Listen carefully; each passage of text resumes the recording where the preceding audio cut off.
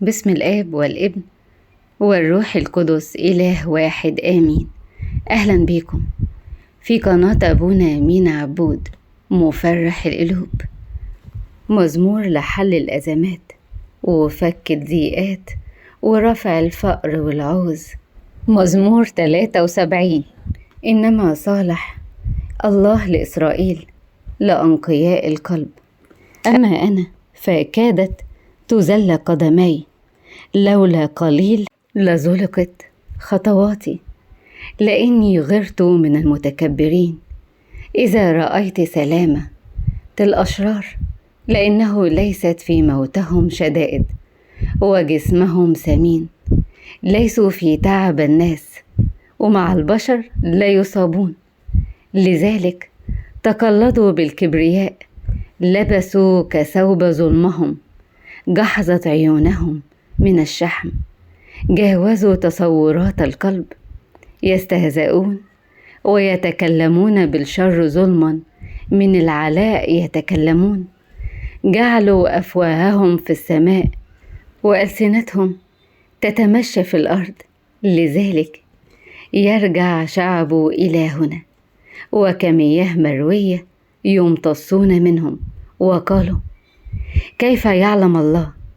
وهل عند العلي معرفة؟ هوذا هؤلاء هم الأشرار، ومستريحين إلى الدهر، يكسرون ثروة. حقا قد زكيت قلبي باطلا، وغسلت بالنقاوة يدي، وكنت مصابا اليوم كله، وتأدبت كل صباح. لو قلت أحدث هكذا لغدرت بجيل بنيك. فلما قصدت معرفة هذا، إذ هو تعب في عيني، حتى دخلت مقادس الله وانتبهت إلى آخرتهم. حقا في مظالق جعلتهم، أسقطتهم إلى البوار.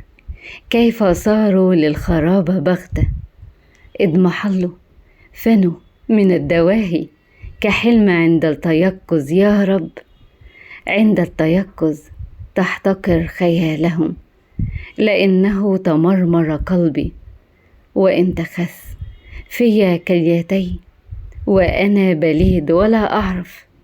صرت كبهيم عندك، ولكني دائما معك. أمسكت بيدي اليمنى، برأيك تهديني، وبعد إلى مجد تأخذني. من لي في السماء، ومعك لا أريد شيئا في الأرض. قد فنى لحمي وقلبي، صخرة قلبي ونصيبي الله إلى الدهر. لأنه هوذا البعداء عنك يبيدون، تهلك كل من يزني عنك. أما أنا فالاقتراب إلى الله حسن لي.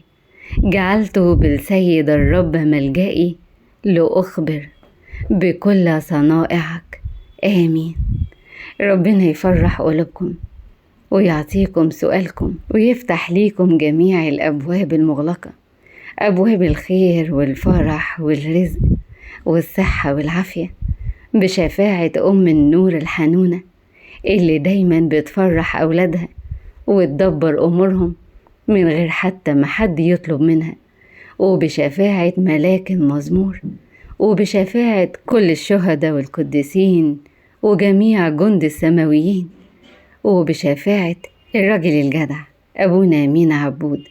قناة أبونا مينا عبود مفرح القلوب.